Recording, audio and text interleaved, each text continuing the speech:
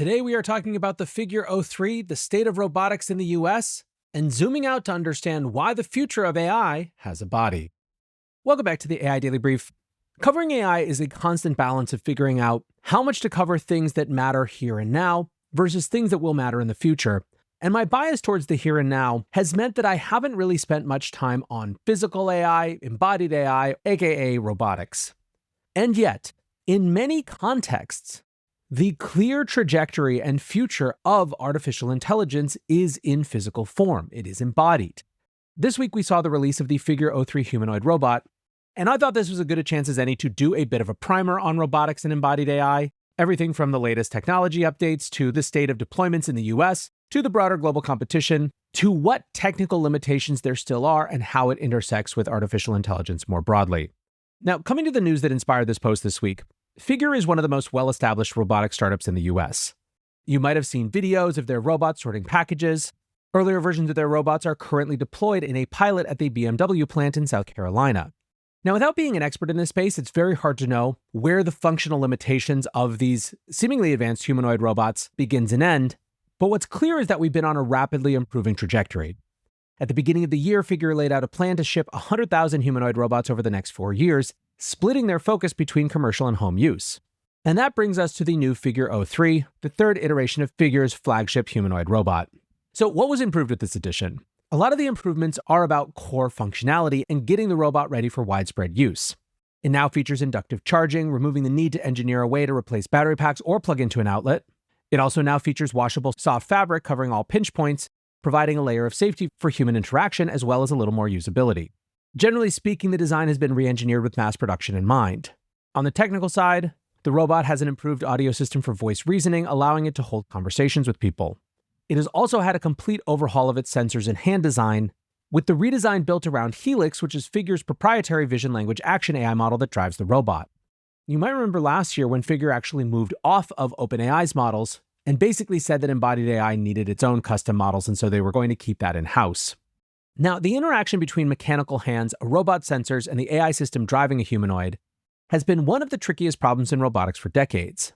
Walking and running are difficult, but one of the holy grails in robotics has long been figuring out how to train a robot to grip a fragile object with enough force to avoid dropping it, but not so much force the object is crushed. Humans are able to do this by feeling how fragile an object is and carefully calibrating their grip strength. But pressure sensors generally haven't been sensitive enough for those fine calibrations. In some systems, engineers have tried vision as a substitute. For example, a robot might see that the object they're trying to pick up is an egg and dial the grip strength way down because of that, but that doesn't necessarily translate well to a generalized model that can be applied to unknown objects when they're encountered for the first time. Figure's upgraded hands and AI model seem to have gotten a lot farther on that particular problem. Chris Paxton, a researcher at Agility Robotics, posted, "Very impressive dexterity from Figure 03. Custom in-house tactile sensor design makes sense. Part of the reason we've seen such a proliferation in open gripper and tactile sensor tech is because publicly available solutions aren't there yet." Figure has also circulated some impressive videos of the new robot folding clothes, as well as stacking items in a dishwasher without dropping items all over the place. Now, very clearly, part of the vision here is that this will be a very broad general-purpose robot, suitable for a wide range of tasks in the home as well as being versatile in industrial settings. In fact, New Atlas asked, is this the Model T of robots? And that certainly seems to be the design brief here, developing the first US-designed humanoid for mass production and broad deployment. Kern Basher, the CIO of Brilliant Advice, posted, "Figure 03 is a step towards robots that can live and work alongside humans in everyday places, homes, offices, and factories." Linus Eckenstam wrote, "Nobody took this seriously. I've had many conversations this week where most people think this is 10 to 20 years out. They don't get it. But Figure 03 with the Helix control system is happening right now, today. Welcome to the future." Now, while Figure 03 was definitely the biggest robotics news, there was another story that came up as I was prepping this. SoftBank announced a multi-billion-dollar deal to acquire the industrial robotics division from Swiss conglomerate ABB. ABB had been planning to spin off the division into a new entity, but instead sold it to SoftBank for $5.4 billion. Now, an important difference here, ABB does not make humanoids. Instead, they exclusively manufacture robot arms for use on production lines. The arms are currently in service across a range of different applications, including some very fine-grained work in electronics manufacturing. SoftBank CEO Masayoshi Son said in a statement, "SoftBank's next frontier is physical AI. Together with ABB Robotics, we will unite world-class technology and talent under our shared vision to fuse artificial superintelligence and robotics, driving a groundbreaking evolution that will propel humanity forward.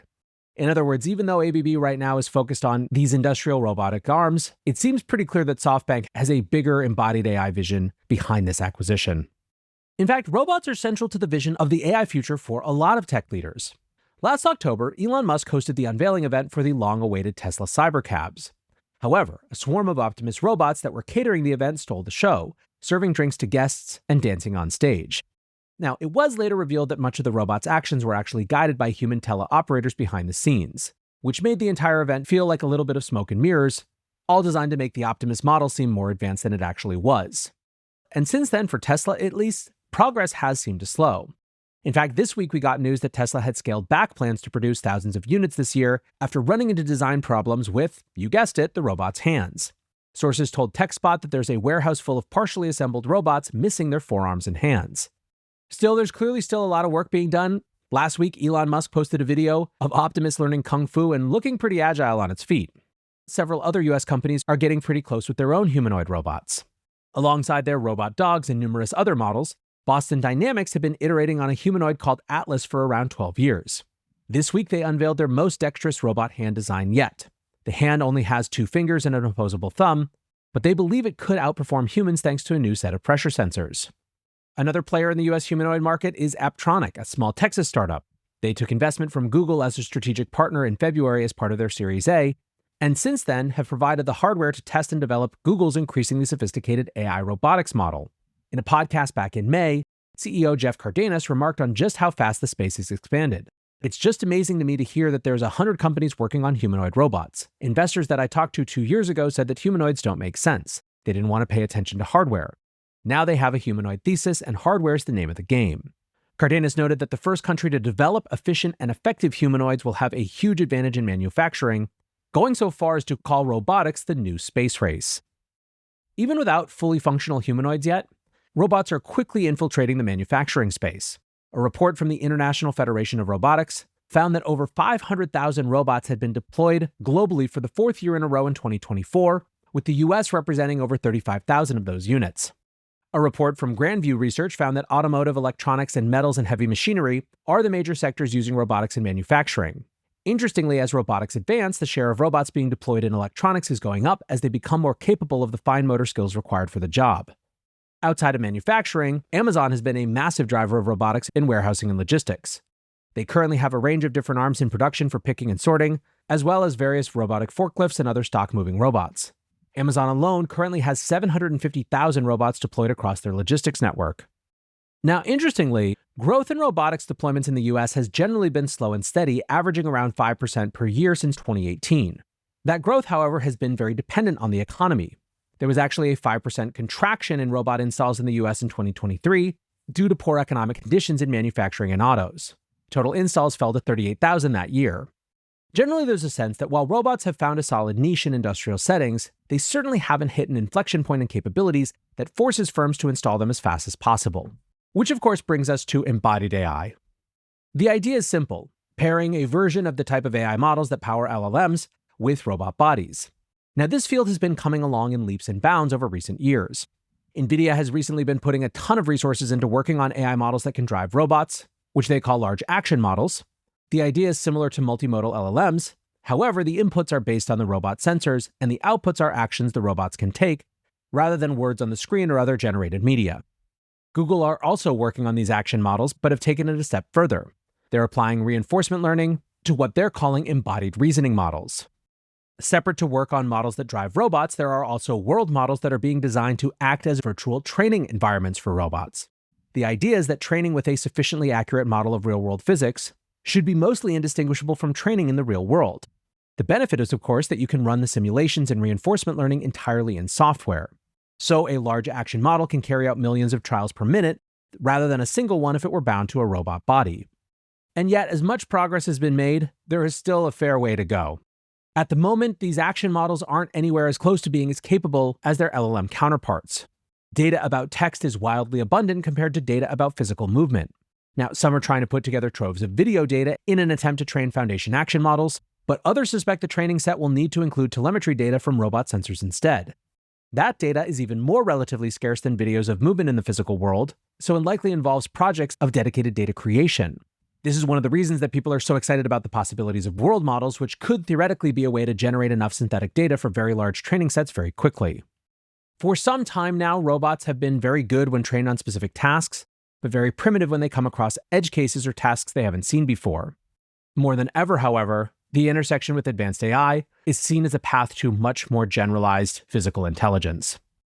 Now, one last note before we get out of here, any primer on the state of robotics cannot ignore China, who seem to be leaps and bounds ahead of the US.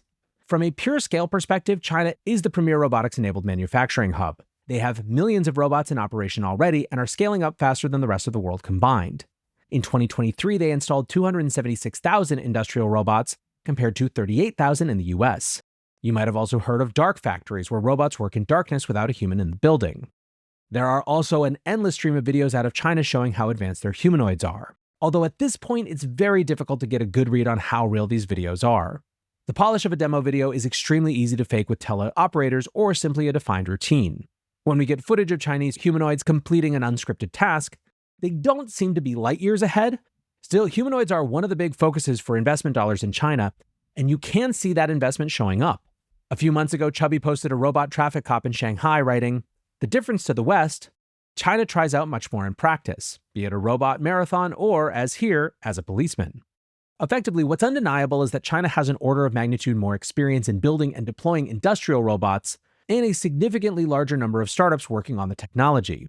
It also appears that so far, Chinese investors have been more interested in funding the next big robotics breakthrough because they've seen how transformative industrial robots have been to the country. All of that together has allowed Chinese companies like Unitree to get humanoids into production and shipping at scale. The G1 model humanoid is available in China and was even recently listed on Walmart's US website for the honestly not crazy price of $21,600. Again, it remains hard to tell just how good the Unitree G1 is, but the point is that to the extent that there is a race, China is racing. Obviously, there are many applications of AI that will not be embodied or physical. Many of you listeners, very understandably, are more focused on how AI is going to help me do my job better in the next few weeks than how physical AI might shift how tasks get done a decade in the future. But there is no doubt that that intersection is coming, and it's coming faster than it seems. So hopefully this was a useful primer. That's going to do it for today's AI Daily Brief. Appreciate you listening or watching as always, and until next time, peace